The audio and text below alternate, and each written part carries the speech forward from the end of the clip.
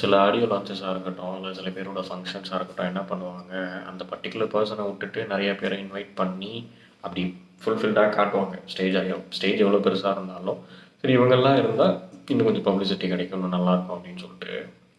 One man ஆர்மினா என்ன, அதுவும் இங்கே தமிழ்நாட்டில் கிடையாது, மலேசியாவில் போயிட்டு அந்த க்ரௌட் புல்லிங்னா என்ன அப்படிங்கிறது இன்றைக்கி சோலோவாக அந்த ஒரு ஆள் அந்த நீங்கள் பாருங்கள் 33 இயர்ஸாக அந்த இண்டஸ்ட்ரியில் இருந்துட்டு பெருசாக யாரும் வரல.